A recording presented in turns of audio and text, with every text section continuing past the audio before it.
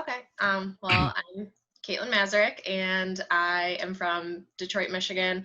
I did my master's 2 years ago, or finished my master's, I guess, I think 3 years ago at Point Loma. And that was where I first kind of got my feet wet with biomechanics. My undergraduate program, it was just a quick course, and I actually thought I hated biomechanics. Really?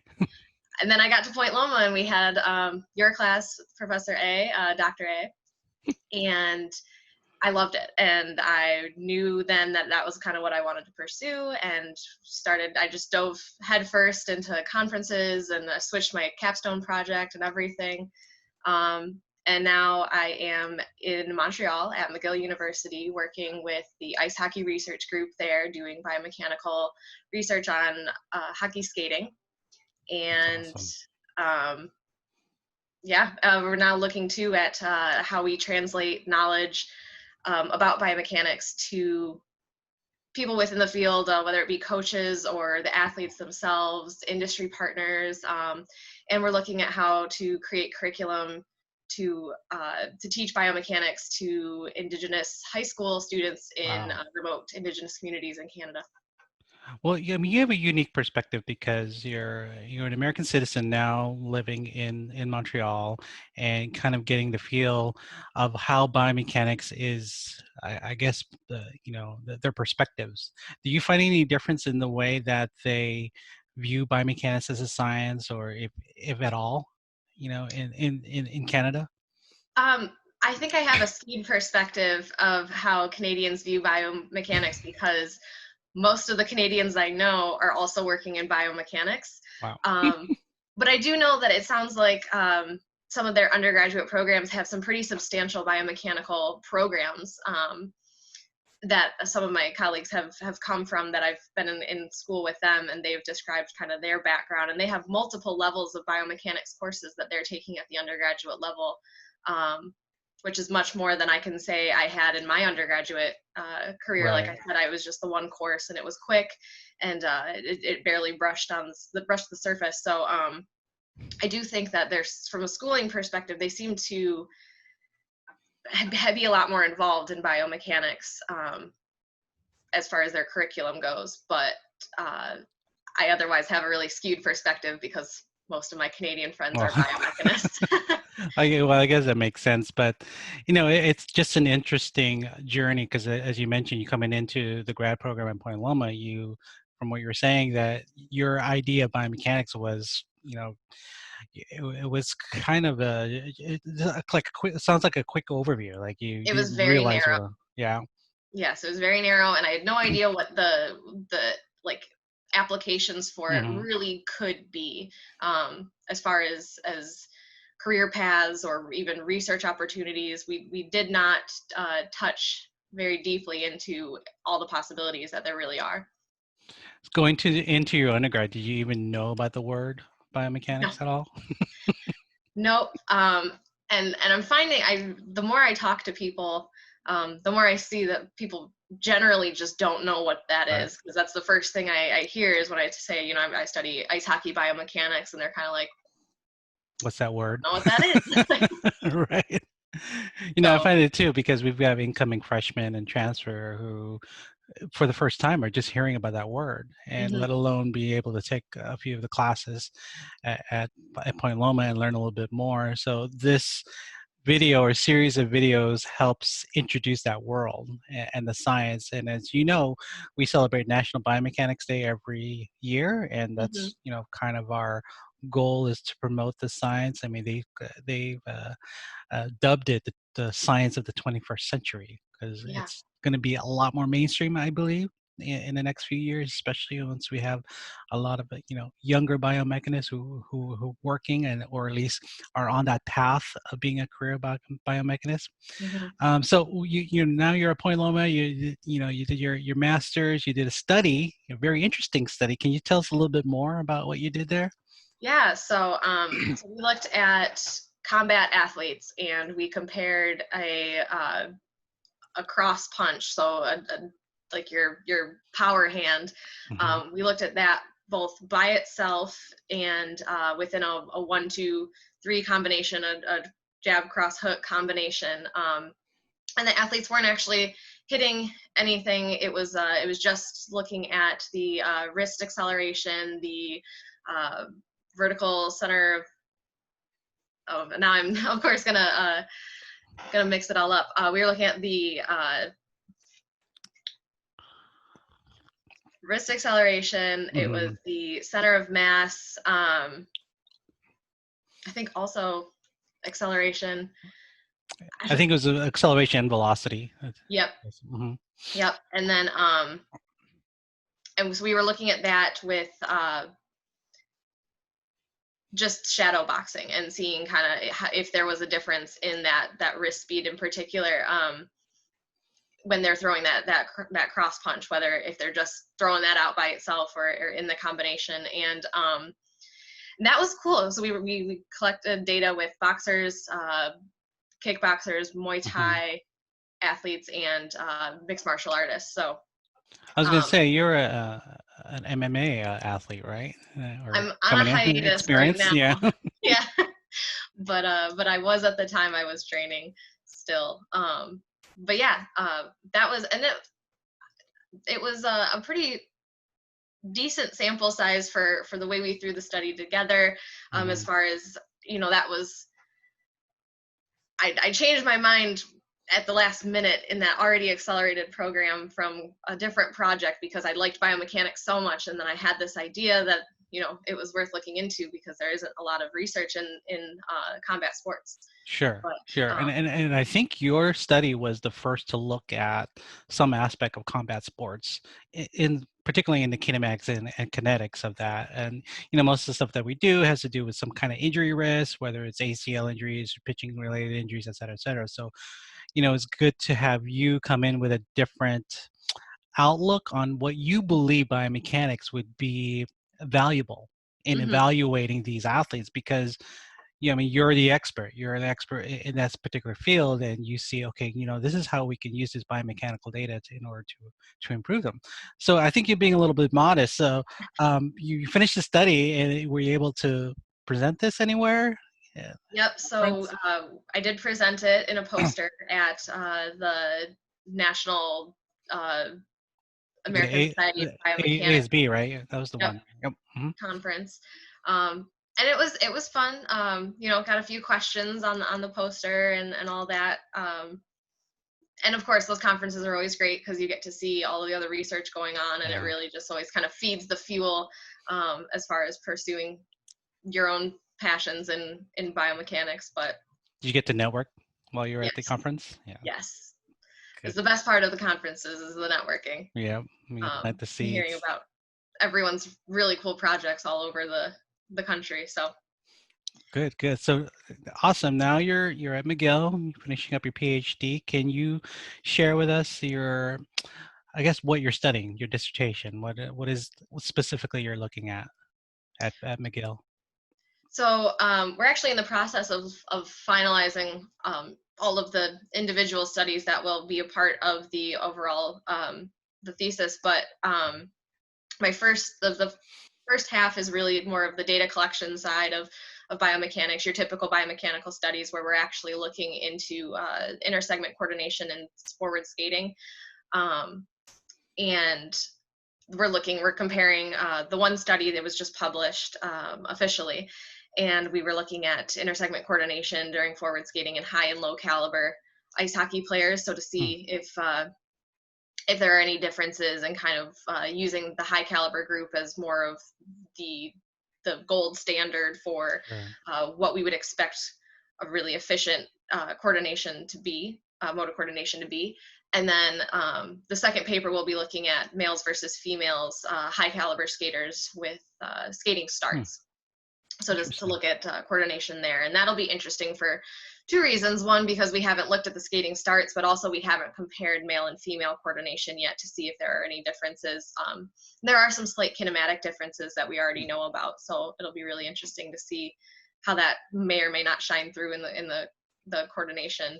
You mean between males and females, or between high caliber, low caliber players? between males and females. Really interesting. What Hmm. about the elite, I guess the competitive level? Does that make a difference in terms of their coordination? It does. It does. So Mhm. we found that because we also compared it with speed in mind. So Mhm. on average, the high caliber skaters were a little bit faster. They had slightly higher peak speeds, but we found that there were like certain coordinative modes throughout different portions of the stride that the different groups might have used different kind of techniques to achieve a more maximal skating speed, where for like high caliber skaters, more out of phase mode of coordination was better. Some of the low caliber, higher speed skaters were using like a different mode of coordination to achieve Interesting. their faster speeds. So So there is a specific biomechanical pattern that defines how efficient these high caliber players perform, I assume, on the ice. yeah, we're definitely it's an area that hasn't been looked at a whole lot, and even within like coordination studies, there's a lot. It depends so much on the sport and like what you're looking at Right. specifically. So we're kind of just trying to lay down some early groundwork as far as what we know.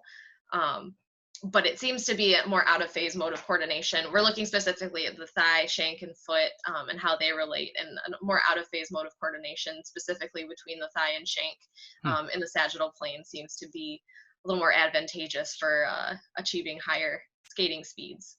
Yeah, I mean, we see that in other sports, whether it's overarm throwing or running or jumping, that Mhm, there are specific kinematic and kinetic patterns that define the way they move their segments, segmental motion mhm, that, says that this player is a lot more efficient in what they're doing, or you're using less energy or getting more of an output of what they're doing.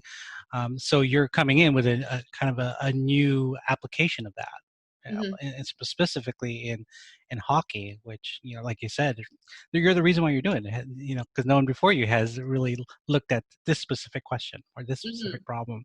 And congratulations, you just had your publication, I believe, on this study in Yep. Sports Biomechanics Journal. How was that Yes. process for you? It was a long one, because we Hmm. initially had submitted, I think, last September. Okay. Yeah. And so it was, it was back and forth with some edits and some slight changes and all that. But it was overall a really good experience. It's really interesting to see that side of The peer review process. mhm, Oh yeah, exactly. we've all been there. I've been on both sides, and believe me, yeah, I mean, we've all got papers rejected. It's part of the deal. But once you get that publication in, that's a good feeling. So you should be very proud. I actually shared it with all our colleagues, faculty colleagues, and Thank you. they all sent a congratulations. Yeah, they expect it from Caitlin. It's like, oh, that's Caitlin. Oh, you're being too kind. um, cool. So after you graduate, you get your PhD. What's the plan? Are you going to teach? You going to work in the industry? Work in hockey? What do you envision as a Caitlin the biomechanist? It's really open-ended for me right now.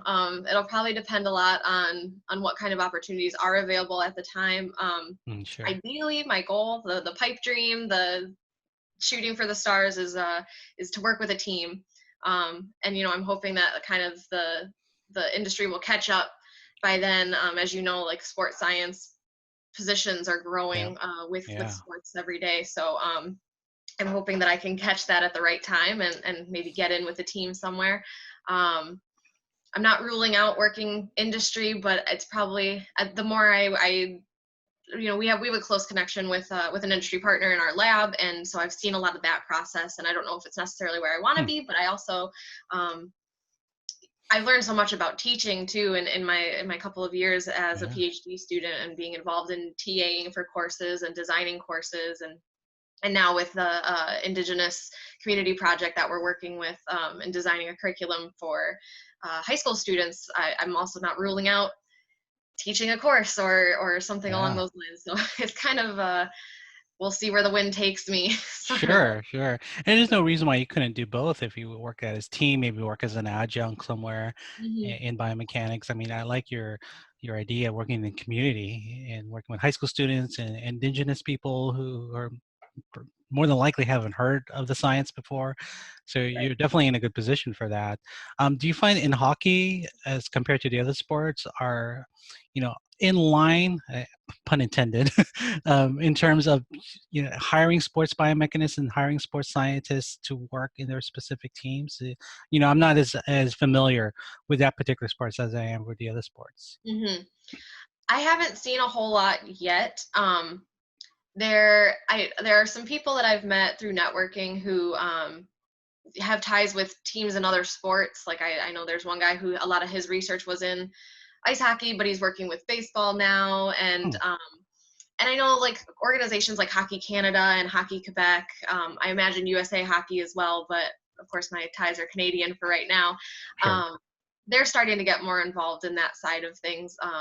So I can only imagine that it's even higher up through the more uh, higher organizations like the NHL, Right. AHL, all of those things. I imagine that they're starting to kind of make those moves, and if not hiring people on staff directly, probably partnering with institutions like universities. Hmm. I know I that's what mean, the Tigers have done. yeah, it sounds like that would be a good opportunity for you, like good timing. That I hope so. because I mean, all this sports is all about getting the competitive advantage. And Mhm. if you see the NBA, the NFL, Major League Baseball, as you know, I mean, they're all using sports scientists, sports biomechanists to a certain degree. I can't imagine how hockey being that far behind Right. and moving and evolving to start welcoming scientists as yourself to help them out, help them reduce the risk of injury and help the team perform better on the ice. The area as far as hockey is a little bit behind in that there's not as much research on the biomechanics as there is Right. for baseball, for soccer, for all those other sports that are already making strides in Hmm.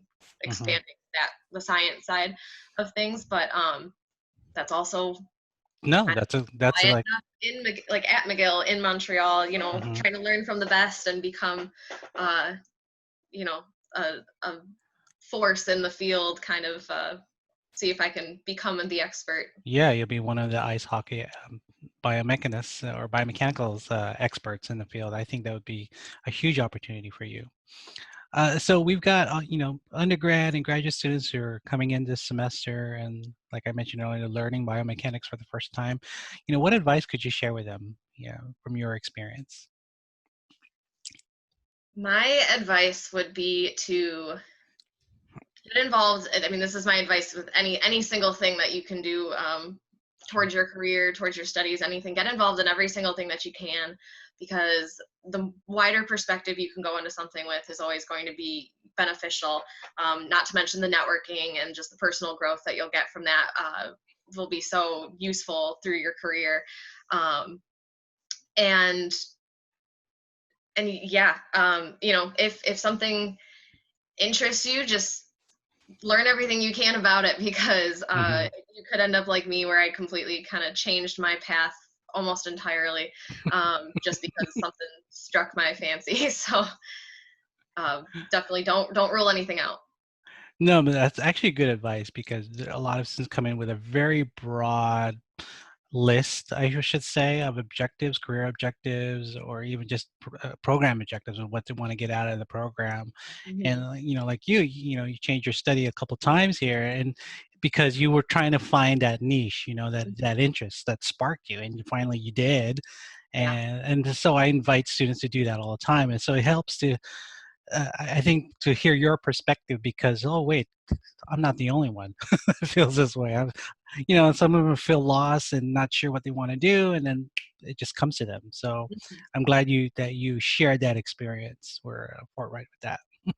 Well, I was very fortunate to have the support system that I had at Point Loma, especially Dr. A. I'll give you a lot of credit. You are quick to fuel the interest of your students if they have it, and especially in biomechanics, you are very supportive with helping them kind of hone in on that. And yeah, I would also say too, if it seems like it's like there's something that's a little scary or it's tough or whatever, like don't let that scare you away from it, because I mean I managed to get my capstone project start to finish done in like 6 months, and it Hmm. still turned out well enough that I was accepted to present it at a national Yep. conference. So Yeah. Oh, yeah. I remember that process very well. And but the thing is I come in as as a biomechanics professor. I come in with all the tools that you need uh, to in order to make that study successful. But I'm not an expert in MMA or combat sport or any other type of different sports. Maybe in baseball, but I encourage students to fuel their passion and pursue whatever that may be, and then I say, okay, these are the tools that we can use so that you as a student can go ahead and study or examine this particular analysis. And yours is a perfect example because I was like, oh God, don't ask me. I can tell you the difference between a cross and a jab, let alone go through the intricate details behind it. And so, okay, these are the biomechanical variables that I think would operationally define what you're looking for, mhm, and go from there. And I think a lot of students come in as they're some of them are athletes or coaches, and so they kind of already know, at least peripherally, what biomechanics is all about. And my job is to say, look, this is a resource. This is a tool that you can use for your own coaching philosophy or teaching philosophy. And I mean, you took that and and took off with the stars with that. So that's kudos to you, Caitlin. well, thank you. Like I said, you do a very good job of giving your students all the tools to make it work. So Well, and I think the field as itself, the science itself, it's gonna grow because the technology is just crazy. I mean, I'm sure you're right. aware with markerless technology and wearable sensors that will allow us to, analyze patients and athletes in their natural environment, their natural competitive environment, their Oh, natural, yeah. movement environment. That the sky's the limit. Yeah, I mean, we've seen it just in hockey alone because well, it's not an easy process to get biomechanical, Hmm. especially kinetic data. Well, I mean, any data, kinetic data is not easier either because you got to Yeah. try to figure out how you're going to measure force within a skate. Um, but we've seen my ability to do my job as a student in the ice hockey research group gets easier as the technology gets better, and Right. we've seen Right. a lot of that. Because let me tell you, I'm quick. I'm happy to change the process from carrying 18 cameras out onto the ice and threading cables and having to do that. Right. We're playing around with some wearables now, so Yeah, there you go. Although, I mean, being in the trenches is fun, and you get to appreciate some of this new technology. You can tell the younger students, okay, look, back in my day, this is what we had to do: put markers on, we had to clean the data, and so, I mean, I tell students all the time, you don't know how lucky you are to have this technology evolve as fast as it has the last few years, because it is making it easier for us. And not only that, there are valid ways to measure kinematics and kinetics. mhm. They took the time to measure concurrent validity of these tools. That I think it's just technology is going to get better, and subsequently the science is going to get better. Yeah. Which I'm excited to see how it develops over the next even 5 years, 10 years. I think it's Hmm. going to be crazy to see where we are. Cool. Well, I mean, I'm anxious to hear more from the future Dr. Mazurek here, and especially in hockey. And we'll see. We'll see where your path takes you. Thanks for sharing, in the last few minutes, your experience and your plans, your career paths. It's always exciting to hear what you guys are up to. And again, congratulations on the publication.